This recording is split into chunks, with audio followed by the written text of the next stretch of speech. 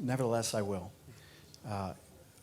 I'll bring Bob up to speed. Bob Woodson is our third guest. He wanted to be here, but a family reunion in Costa Rica made it impossible.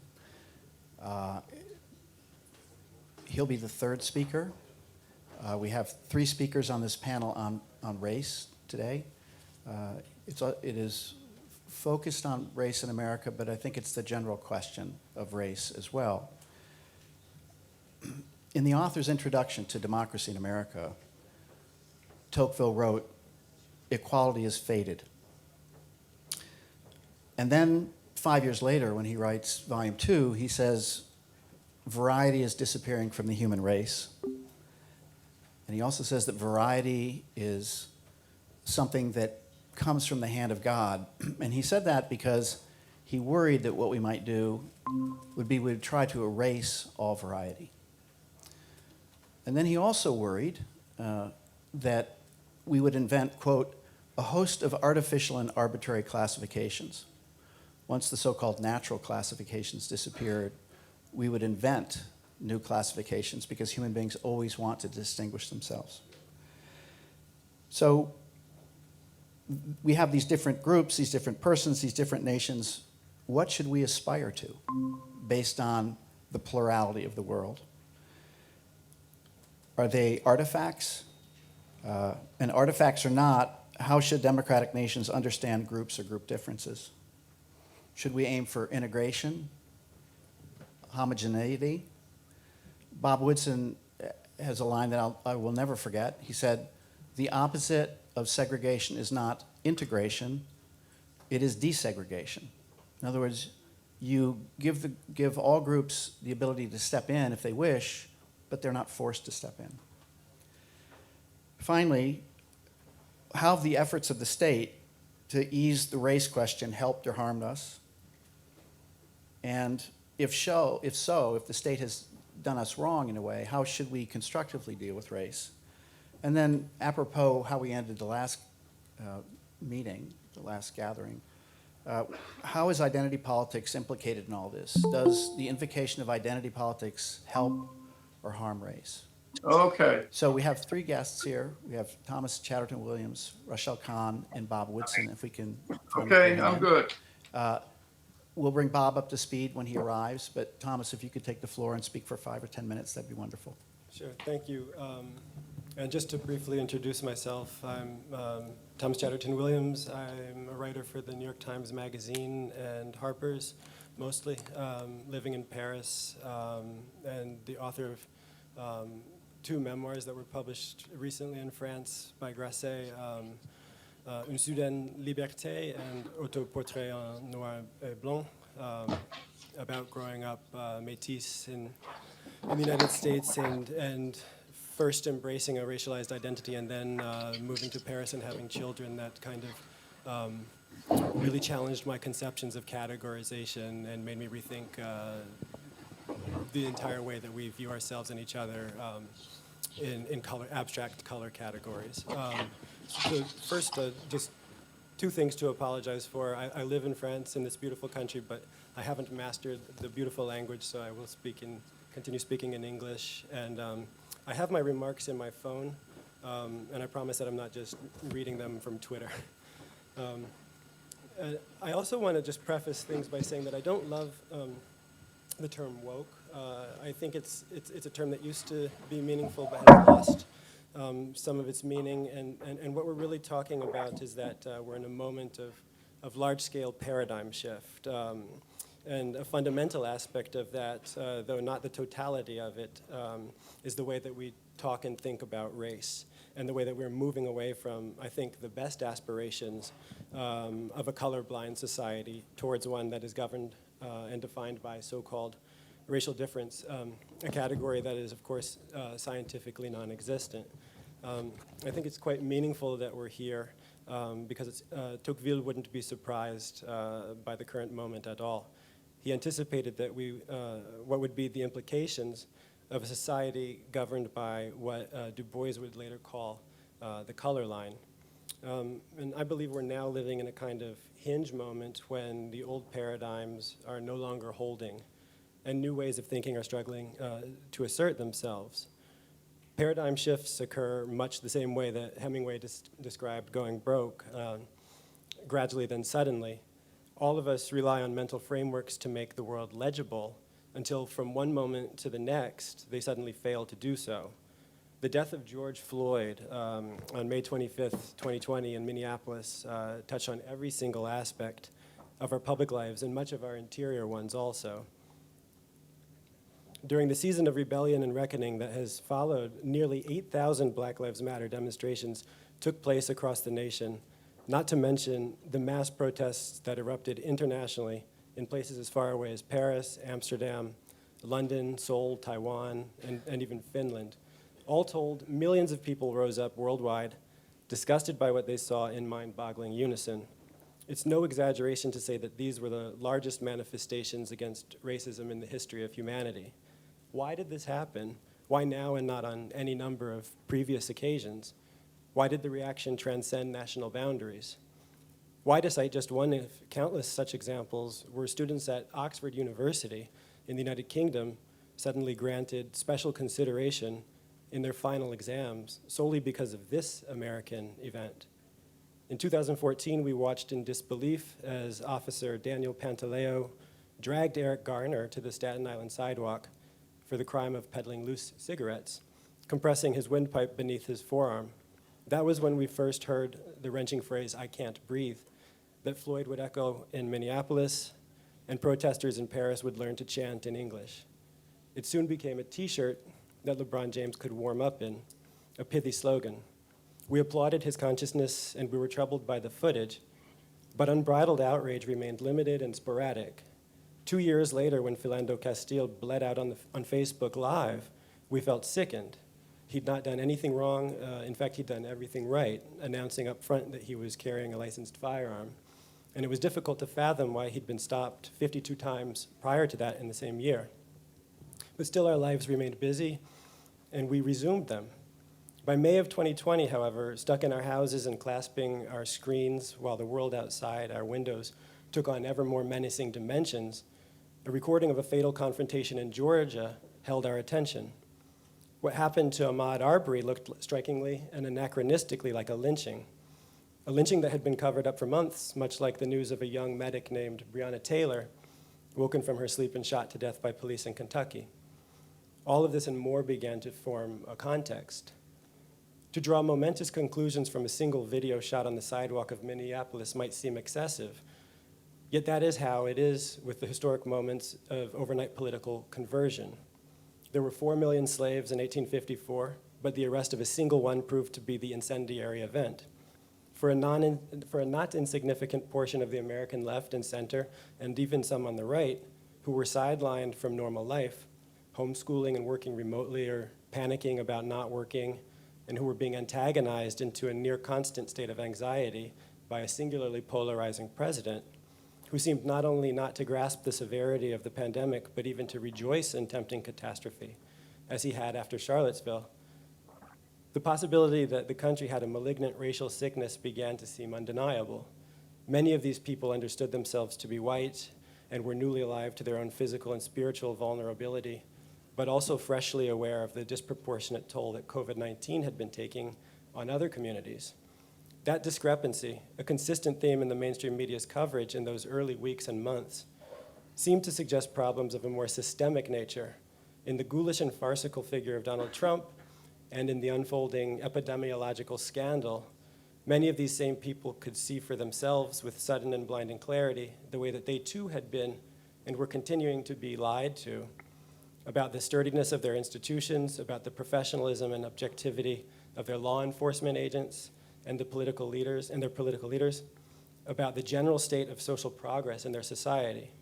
They could intuit what was happening to people like George Floyd more clearly now, in large part because of the simple fact that they were seeing what was happening to themselves and others like them in the eerie new half-light of the pandemic. But perhaps more significantly, as commentators have pointed out since the advent of the Black Lives Matter movement, following the deaths of Trayvon Martin in 2013 and Michael Brown a year later, there has been for some time now, what Josh was saying too, the heat of religious fervor simmering beneath our secular social justice rhetoric. In particular, the all-encompassing original sin of whiteness has taken hold in the popular imagination. By the end of May 2020, an enormous number of Americans had been staring at their smartphones and televisions and computers in quarantine as fellow citizens who could not afford to stop working braved the contagion and delivered their groceries and other necessities, as well as more frivolous packages. A great many of the latter group, of course, peering out from surgical masks that half-concealed black and brown faces. Many of the Americans, with a sudden surplus of time to reflect on themselves, became unusually collectively alive to the possibility that they too were implicated in the entire constellation of processes and implicit biases that could allow a madman to gamble with the health of the body politic with the same startling lack of concern that a policeman could evince while chicken winging a handcuffed, writhing civilian. This was an extraordinary, not at all inevitable conclusion for so many to arrive at so swiftly, but one that didn't come from nowhere either. Maybe I should just stop it there.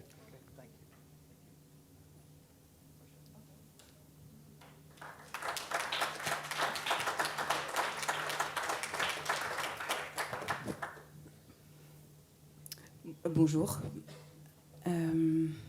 Hello. Do what the Romans do. So I have to speak in French. Thank you very much already for having invited me. Thank you from the bottom of my heart, Laura. Thank you to Gvil, of course, and to whoever took the initiative to invite us for this conversation that is so precious today, as the dialogues are sometimes made impossible. With regard to the topic that is ours today, I wrote this book, Racée, which is in fact a declaration of love to France. Because of my pedigree. Now, let me tell you what pedigree means. And my apologies first off to the interpreters. It's not going to be very straightforward. Starting with pedigree, my mother is a Polish Jew. And I often say this because this casts light on all my writings. My mum being Polish, born in France in 1940, which isn't really good, I don't think, to be born in France anyway, who was hidden in the countryside. And my grandfather, her parents were deported very quickly to Auschwitz. And then my father was born in West Africa, called the Zenigambi, according to Sangor.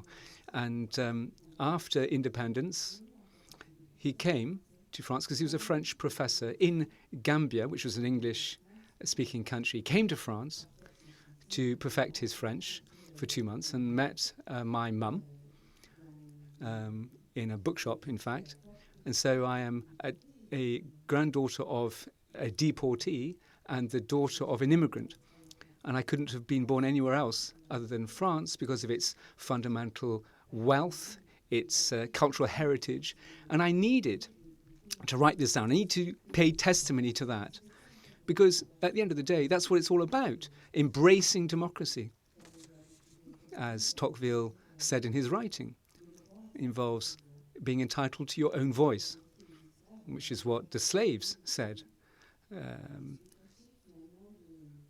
It involves detaching oneself from thinking which strikes me as too dogmatic or too blocking in. When I think about France's history and those two crimes against humanity, whereas today, crimes against humanity, they say, it doesn't concern mankind or humanity as a whole. So I saw with my own eyes, I felt in my own heart, that in actual fact, despite radical movements, we are weary of these questions of identity and race. So my first book, entitled Racée, in French, it's a play on words because it means at once somebody who's sophisticated, distinguished. But it's also animals, which are well-bred, thoroughbred. And I wanted to introduce a third definition, like cake, which is sugary. I am racé, if you like, because I have a multiplicity of things in me that are deemed racial, animism from my father as well, and the Islamic movements in Africa. My mum is Muslim, but then the other side of the equation, I'm also Catholic. And so that's lots of mixture there, but also existentially writing with one's own eyes, one's own vibrations of one's heart. What I write also builds bridges with other people, and that's what is my driving force, because at the end of the day, what does it boil down to? It boils down to the fact that we can't breathe. This is something that we have in common now, and then COVID, which is a respiratory syndrome, has also brought out the fact that we need to find solutions. And I find my way forward in writing.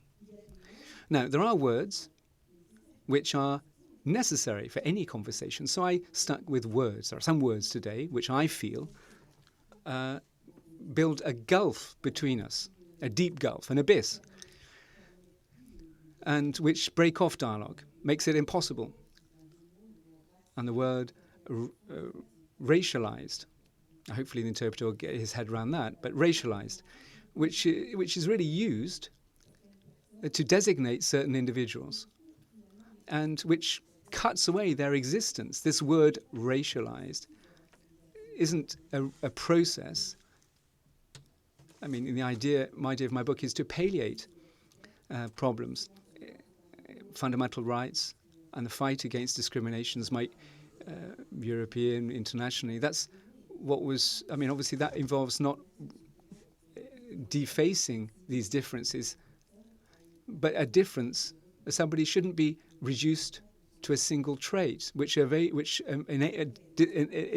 doesn't enable them to escape from that trait. And there are other words that separate us. We talked about this morning. I mean, this is just my personal view, but perhaps I shouldn't say this. But quotas. If quotas existed, I can tell you my gender will be full. Yeah, I'm a woman. I'm a Muslim. I'm a Jew. I'm black. So I'm often told, yes, but this is a necessary staging post. As a human being, we're sufficiently intelligent to see where inequalities lie, and to see how it can be remedied using our internal light, they say. But okay, let's look at intersectionality. That's another word that I encounter. It came from a good intention initially, because it was designed to construe somebody as a multiplicity of sources of discrimination. But it's also a way of removing a recognition of their individual distinguished history. And in this second part of my book, I address other words, not words that separate us, but words that will take us nowhere, like diversity. Where does that take you? At 35, when I was 35, I was told, well, you as diversity, as if I was the word diversity. But, nobody planned my birth or my diversity. But, of course, when you're told that you are the locus of diversity, you say to yourself, well, should I be doing something special then because I'm the locus of diversity? Diversity involves us all. It's crimes against humanity. If we're not all here to fight against discrimination, irrespective of its underlying motive, as the European Court of Human Rights said, there's no point in fighting against discrimination if discrimination just takes you into your own private world. We're in a mixed world, yeah? And particularly under the banner of COVID. Wuhan, United States, all the variants now, they're called they've got Greek letters now, haven't they? So, everything is global. So we need to come back to the fundamentals to repair what's been broken, because these new battles, in actual fact, tear us apart and divide us. We're faced with a strange phenomenon. Rather than working hand in glove against horror, some people are entertained by throwing something out in the public forum and then establishing it. This is sort of a colonization process, a colonization which is very dangerous and doesn't recognize what our parents did, who fought for decolonization, which doesn't mean that we're going down the same road as they are, or they did. That thought, which is highly colonial, I think it is perilous for the Enlightenment and our fundamentals. It's also to be a slave to a color. For example, not allowing me to speak, for example, what would that mean? It would mean that because I'm black, I have to, of course, I have to think in such and such a way because I'm black. It's reductive, even though I take up the word discrimination, irrespective of its underlying motive. And I suppose what I mean is that finger pointing against certain categories of people, scapegoating, going through a sort of a victimocracy, if you like, going through segregation, neurotics, using hate and denunciation, hate speech online, being animated by a spirit of revenge, which doesn't heal wounds by any means, and dealing with people in an inhuman and degrading way, not letting people enjoy their rights to self-define, which is a fundamental point in respect of decolonization and something that can be applied to everybody in their own intimacy, and to offer a democracy where some people have to be muzzled. These are words, if you like, that generate the contrary to what they're claiming to fight. It delegitimizes, it scorns. I wanted to find something a bit more light, because in my family pedigree, I can't spit at life, and I can't have these morbid thoughts that take you into a dead end. Because anyway, I don't have a solution, because the solution is now each one of us has a part, an ingredient in the solution, in our relationships and in our infinite identities, because the fact that we are interacting, of course, that reshuffles. Each encounter reshuffles part of ourselves. And there's a third part of my book, these intimate words that we need to find in the folds of ourselves, and that can be reparative. And in this intimate world is part and parcel of those worlds, because I think we talked about it this morning, and I felt that we were cut from our intimate selves, our inner selves, what we're feeling, because we're polluted, we're contaminated by some ideologies. We're cut off from our inner wealth. And there only remains that word that Lacan talked about, the colour of the skin, which erases everything underlying, that removes your signature. Your signature is, in my view at least, much more humanist than your identity. Your signature is your hallmark, the way you speak, the way you think, the way you laugh, particularly the way you laugh, and the way you move, and which tells you more about yourself. And thanks to the signature, you're in contact with the subjectivity of the individual, not in contact with this nebulous group.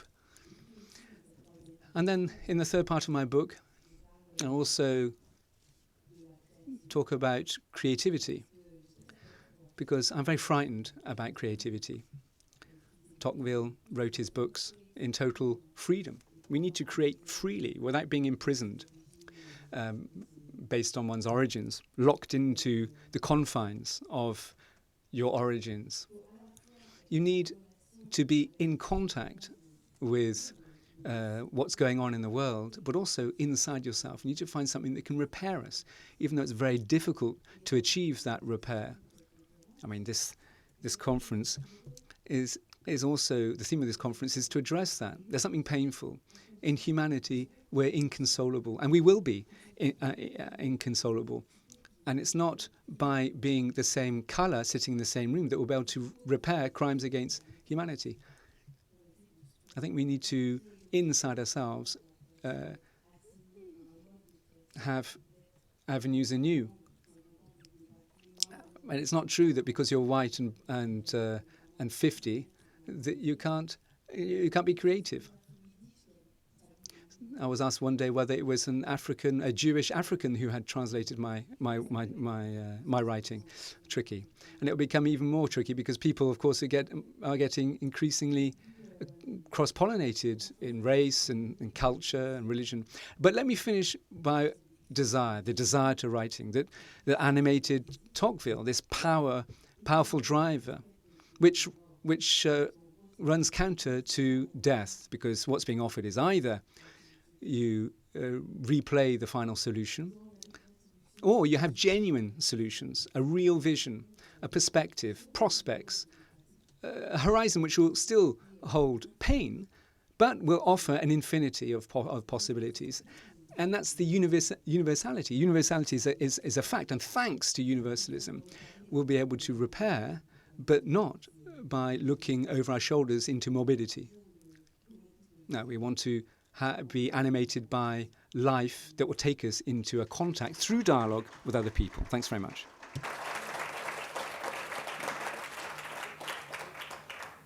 Bob Woodson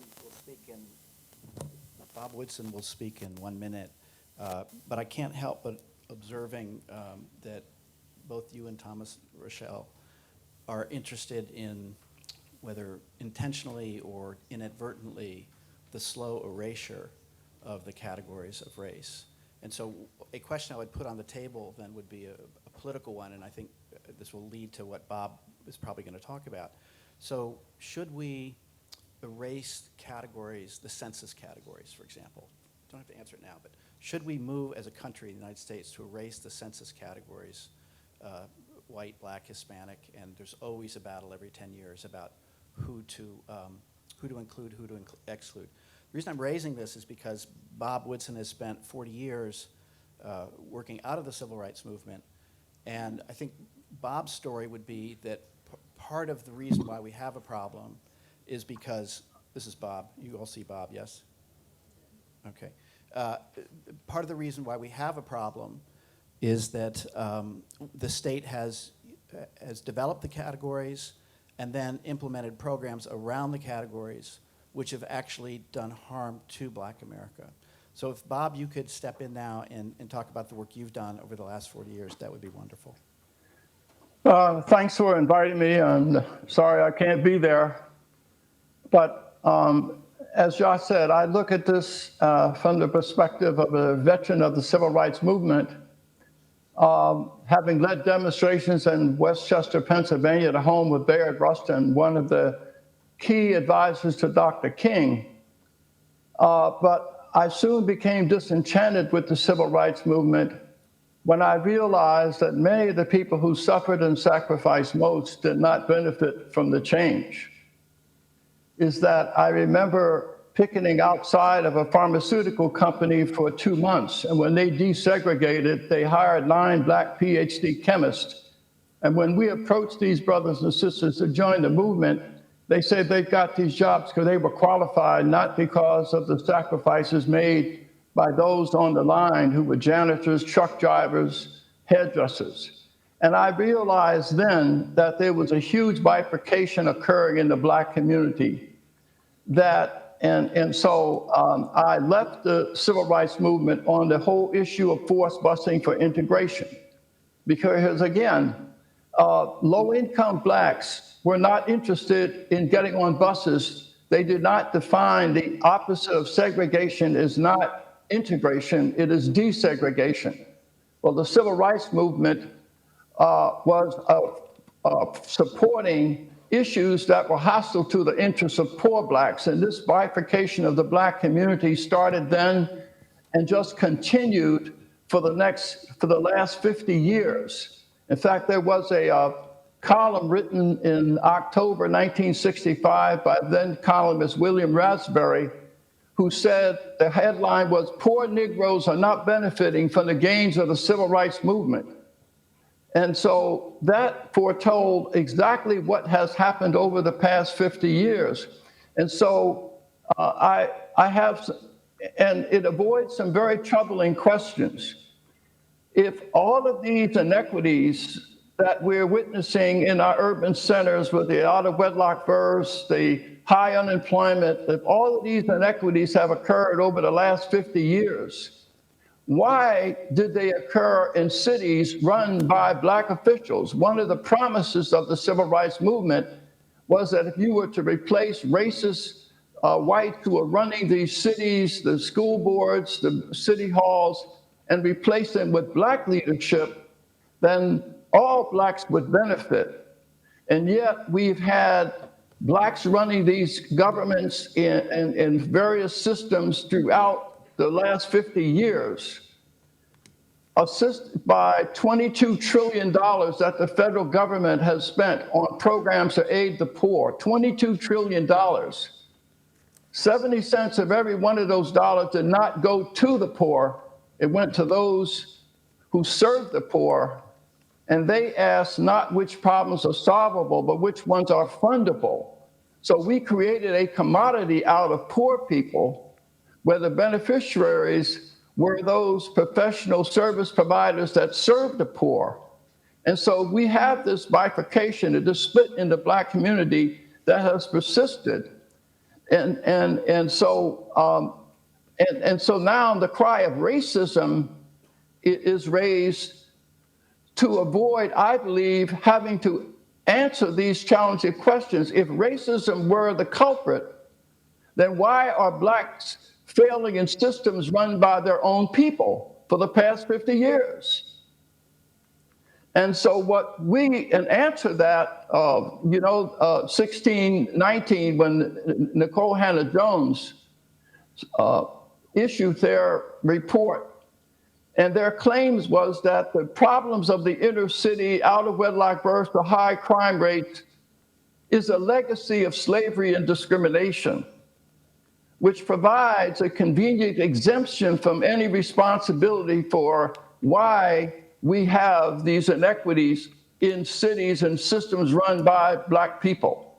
And I believe the whole issue of systemic racism is raised to avoid having to address the problems that are within our community. For instance, you were mentioning Breonna Taylor, George Floyd, all these other, they represent a very small handful of people. In the course of a year, there are 1,000 blacks who are assaulted by the police. Less than 5% fall into the category of George Floyd. And yet, we know the names of George Floyd, and we will rebel and picket, but we don't know the names of the thousands of young children that are destroyed every year. More blacks kill other blacks in 1 year than were killed in 50 years of the Klan. We have a 9/11 every 6 months in the black community, but these issues are not discussed. And so what I am proposing is, I really believe that anytime you generalize about a group of people, and then you try to apply benefits, the benefit always goes to those at the top at the expense of those at the bottom. And so what we have done at the Woodson Center, I believe that America, that the poor are that there's an old African proverb that when bull elephants fight, the grass always loses.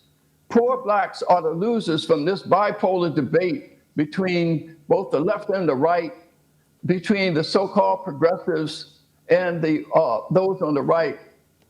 And so what we believe the answers are that we must remove race as an issue that divides us and address with upward mobility on the part of low-income people of all races.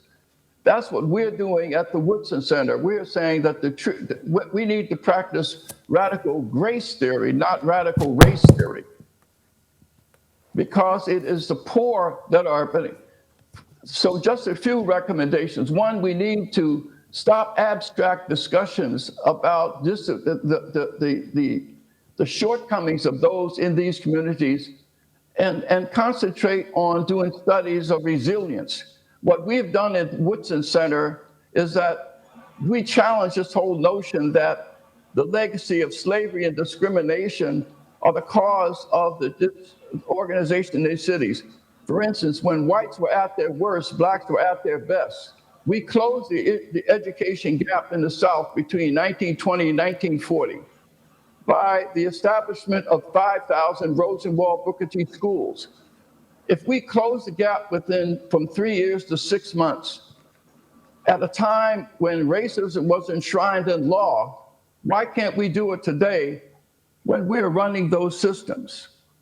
We have 5 black high schools at the turn of the century in urban centers that were operating in crumbling buildings, used textbooks with half the budgets of whites, and yet every one of those black high schools in the 1920s out-tested every one of the white schools in those cities.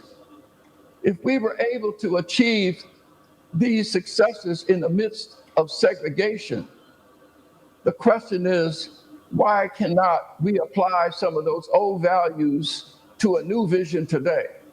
And so what we're doing at the Woodson Center is reaching back and learning from those Arab blacks who were born slaves who died millionaires. City of Chicago in 1929, even in the face of redlining, blacks established 731 businesses.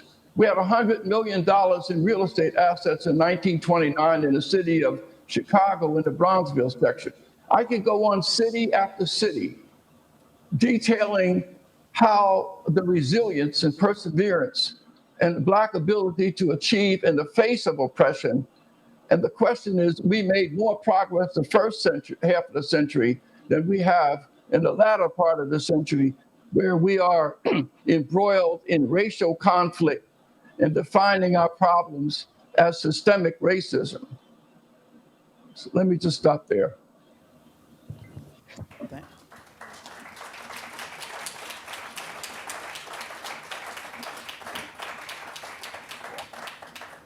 Thank you, Bob.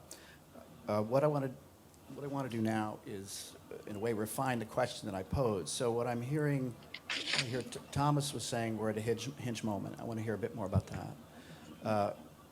Rachelle is speaking eloquently about how, as it were, identity categories are obstacles to genuine face-to-face encounters between persons. I'm hearing Bob say that the well-intentioned civil rights movement morphed into government programs based on categories, and it was precisely these abstract categories that has gotten us into trouble. Yes, Bob, I think this is your articulation of it.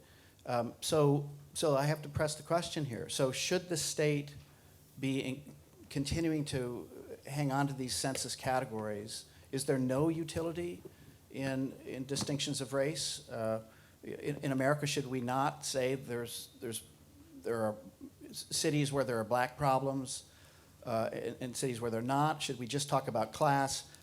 I return to what I said at the outset. What are the categories we need to be using? This is the age of equality, as Tocqueville said.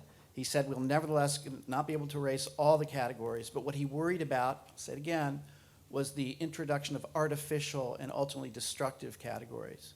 So I want to hear about how we deal with the categories here. Thomas, I suspect you would have some differences with Bob. Maybe you could start. Sure. Well, I do think that we have to transcend the categories. And it's interesting to live between France and a society that speaks about the Republican ideal of a kind of universalism and, French citizens that are not split into ethnic categories and racial categories, and to compare that to the United States of America, which very much reifies abstract identity categories, and in so doing does identify certain problems that slip under the radar in France, such as vast inequalities in sentencing and things like that in the criminal justice system that you don't see in a country that doesn't keep statistics based on ethnic categorization. So I'm not sure when you reach the point that you can get to the Republican ideal that no longer recognizes these categories, but I know that's where we have to get to. I think we have to do two things at the same time, which often don't come up together. It's usually one or the other.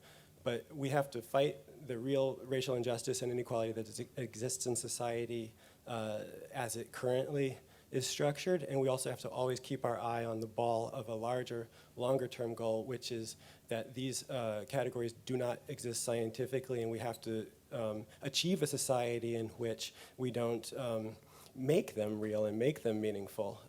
It's really interesting for me to be here talking about some of these things, because I think often about what Alexis de Tocqueville wrote in 1856 in L'Ancien Régime et la Révolution, when he said that, you know, a people can support the worst oppressions without complaint indefinitely, but as soon as the circumstances are lifted and the oppression is alleviated even slightly, they will throw off their chains of oppression with ferocity.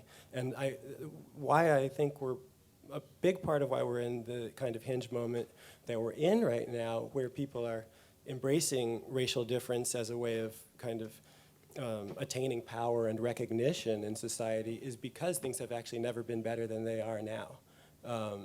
So we are achieving the kind of society that we want to achieve incrementally, imperfectly, but it's kind of it's engendered this kind of outsized response. Rochelle, you want to add anything?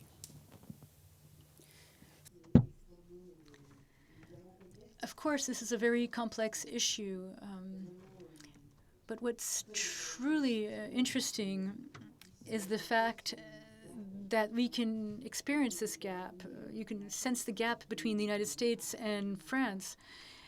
We don't have the same history in any way whatsoever. For example, my mom, she attended Civil Rights March in the United States, and it was a really rallying moment that has perhaps frittered away today, and this is a question I'm asking. That said, what concerns me with these categories, well, it means that a given person would have to choose just one category, or can you tick several boxes, or do you just have to tick one census category box? But this assignation, once you're in a little box, how do you free yourself? How do you emancipate yourself from that little box? And how can, you know, if the top is normal? And so, in my opinion, there's something a bit dangerous about trying to classify and rank people. And I don't think this is a solution, at least not for France. Categorizations, I don't think it's a solution for France. And so if the end goal is to combat inequalities and to achieve equality, well, this should start at the youngest age.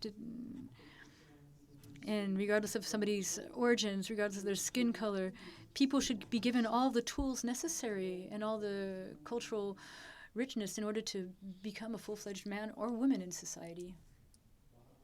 Weigh in on this? Jonathan, I'm sorry. Please, go ahead, Bob. No, my problem is anytime you generalize about a group of people, it always benefits those at the top. For instance, we talk about the Me Too movement. It started with a black woman in Harlem wanted to give low-income black women who were abused an opportunity to speak for themselves. It was soon co-opted by middle-class women from Hollywood and as a consequence, they began to define women that are being abused, and it became suddenly wealthy women being compromised on the casting couch in Hollywood. And so what were the remedies that were offered? Coca-Cola Company and other companies said that, well, women should be on boards of directors. There's a requirement. More women should be hired as lawyers. In other words, when the remedies came, it had nothing to do with low-income women who are either in prison or in these communities. The remedies always goes to those that are among the elite. And I could take you category by category.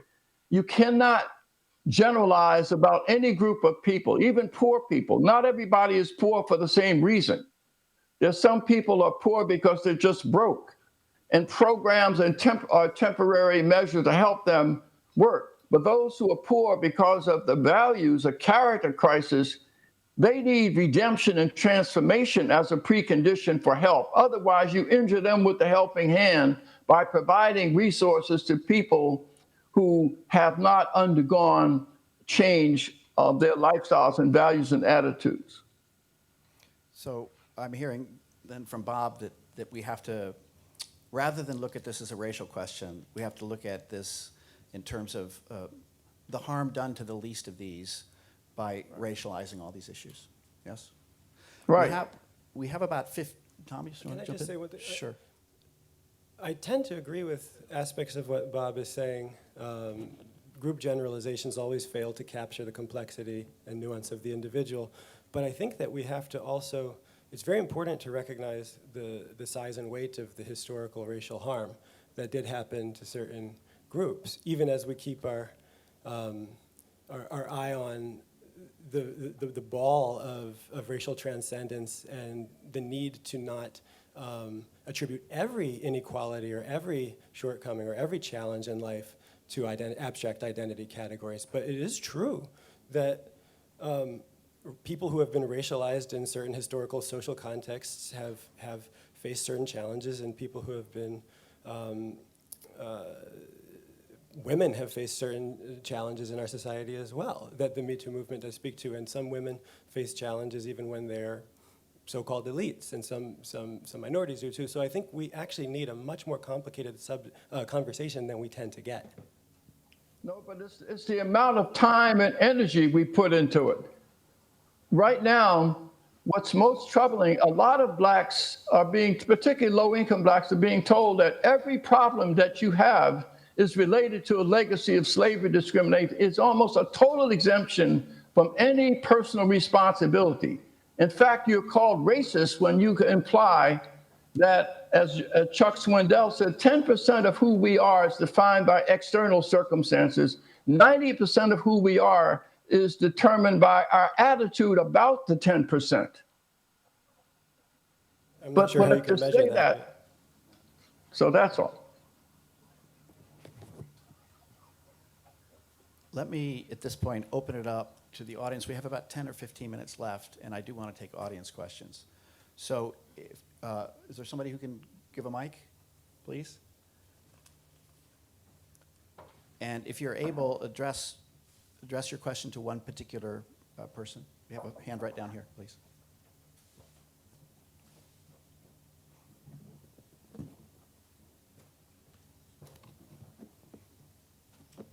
Thank you very much for the opportunity. I'm here as a part of the scholarship holders from the Friedrich Naumann Foundation. It's thrilling to listen to these conversations, and I have a question actually addressed to the two of you, because I think you both have very interesting standpoints when it comes to social movements, and particularly now the case of race movements and for racial justice.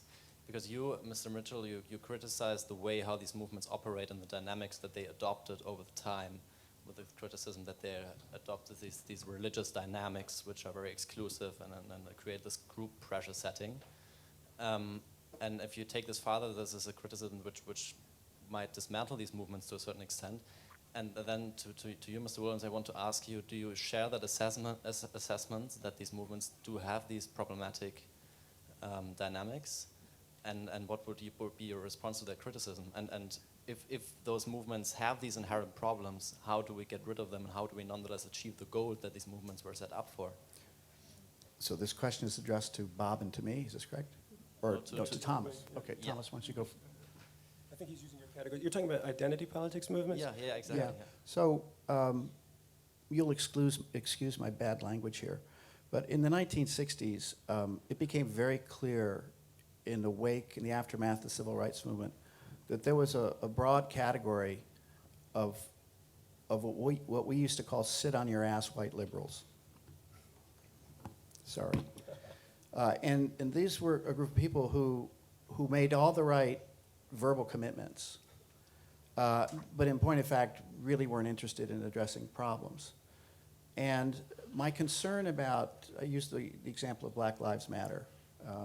My concern about that is that it gives a large number of Americans spiritual cover. You put a sign, Black Lives Matter, in your front yard, and you're done. It's just like in the 1960s. It looks awfully familiar. And to put a sign, it can mean many things, and it can mean some good things too. But my worry is that by and large, what Americans are looking for is spiritual cover rather than solving concrete problems. And I will say, I have worked with Bob for a couple of years on these matters, and I am sympathetic to Thomas's one point that Thomas has already made and will probably make again, which is, yeah, there was systemic harm. There's no question about it. I guess one response would be, so should we therefore have collective guilt or collective responsibility?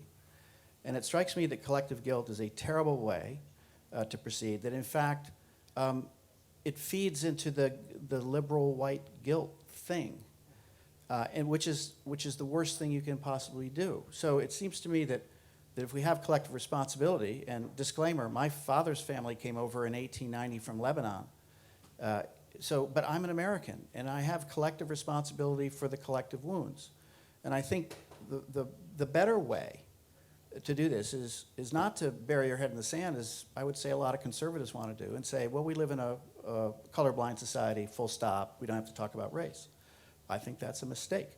I think it's also a mistake, and I think Bob Woodson and I are going to agree on this, that we can fall back on arguments about systemic racism, because the political import, we can argue about whether it's historically true, but the political import is what's most important. And the political import of that is, and it's a radically anti-Tocquevillian claim, the political import is the very institutions that Tocqueville thought were necessary to save democracy from itself, the family, the churches, the civic institutions, cannot help you. The problem is so big that only the state can help you. And I think what Bob has done over the last 40 years is to suggest that the unintended consequences of doing good through the state with these categories has produced, I mean, Bob, you should speak up here, produced a race grievance industry that has done as much harm, if not more, than good. So when I say I'm against Black Lives Matter, I mean, please don't misunderstand me. I'm against virtue signaling or innocent signaling that isn't really interested in solving problems, but establishing that you should not be canceled because you're one of the innocent good guys. That's my concern. I'm a pragmatist. Americans, the only philosophical school America ever produced was pragmatism. It's the only one. We have to solve problems. And my concern about identity politics is that it takes the moral authority of the civil rights struggle and then extends it to women, to gays, and now the transgender movement. I'd be fully on board with saying that these are separable problems, but to rest them on the civil rights claim of Black America seems to be inappropriate. So I'm actually for addressing these problems, and it strikes me that it's far better to take the Tocquevillian approach, which is the one I think Bob is taking, which is look at the families, look at the churches, look at the communities, find the people who are actually doing good, identify them as exemplars, and if you're interested in really addressing this problem, don't declare that you're privileged and woke and you need to genuflect. Go out and find real problems in your community and help fix them under the cover without pronouncing on Facebook how virtuous you are. Yeah, to your question, I mean, I agree with so much of what Josh said, and I don't think that it's helpful to have whole categories of people lumped together by physical characteristics who are deemed guilty or innocent or are induced to feel either of those ways. Human life is much more complex than that. I think the way forward, to answer your question, is to make persuasive arguments that get people to believe in values that can be held by anybody of any background, of any physical complexion. What do we believe in? That's much harder than getting your ideas and your perspective ready-made based on genitalia or melanin content in the epidermis or things like that. What do you actually believe in, and how do you achieve, how do you bring your beliefs about politically and pragmatically, as Josh is emphasizing, what works also matters.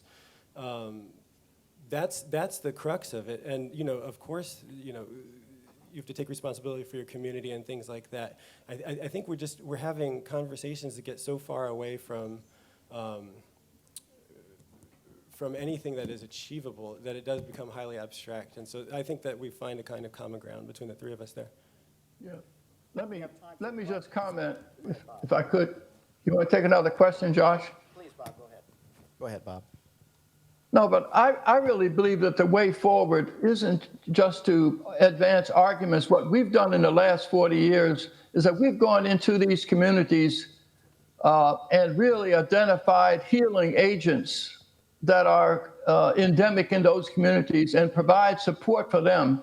For instance, we went into an area where there were 53 gang murders in 2 years in a 5-block area, and supported leaders that were able to provide these gang members with alternative direction and witness. And as a consequence, we went from 53 murders in a 5-square-block area in 2 years down to 0 for 12 years.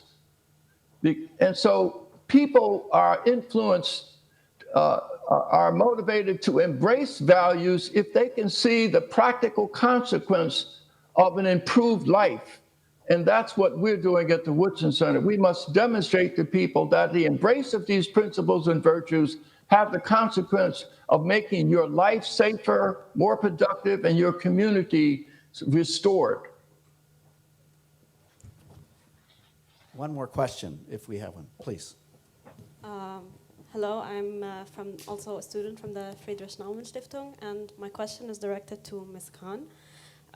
Based on the examples that were given today, that, for example, the Me Too movement was initially started by poor black women, and then those mainly white women in Hollywood that benefited, and the same about the civil rights movement, that poor blacks didn't benefit.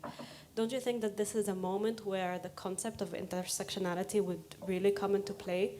That not all black people have the same struggle, or not all all women have the same struggle, that something that would benefit a black person would necessarily benefit a black person who's also poor. Something who would benefit a white woman would necessarily benefit a black woman and also someone who's poor. So to me, like, what I understand from the concept of intersectionality is that people don't just fit in one box, but they fit in several boxes that intersect, and so lead to a unique kind of struggle for each person depending on where they stand when it comes to all the boxes intersecting. So my question is, why is the term intersectionality in this case counterproductive? Merci beaucoup. Thank you very much. In fact, as I was saying earlier, it's not the theory of intersectionality that is a problem to me. It was what was done with it. I could feel it, and as we talked about it this morning, when you're a granddaughter of deportees, therefore Jewish, and they're discriminated in a meeting that is intersectional. It's something else. Now, on the other hand, when you're looking at what is real in life, I want to be the advocacy of white men and and black men for 50 years. Because in reality, I don't know what's happening anywhere else in France, but these are the guys that are the most discriminated, even if women too, and none is satisfactory, of course. But rare are the black men that are in government or are having important functions. So what is the problem for me in this is that to be competitive in being a victim, what is untolerable is untolerable. So I'm the queen of intersectionality. As the queen of intersectionality, well, I take the lead since I have more motives of discrimination or more possibility of being a victim than you. I have 2 kids that I'm raising on my own, and I'm adding things on. And what I think is not fair is this link with the real, even if in theory is very interesting on paper. And this is like the social process of race is very interesting. But making of it something to be in contempt or stalking, or people bullying somebody that doesn't think like you because such a color of skin should make you think the way. It's ultimate danger, totalitarian danger. That's what I'd say.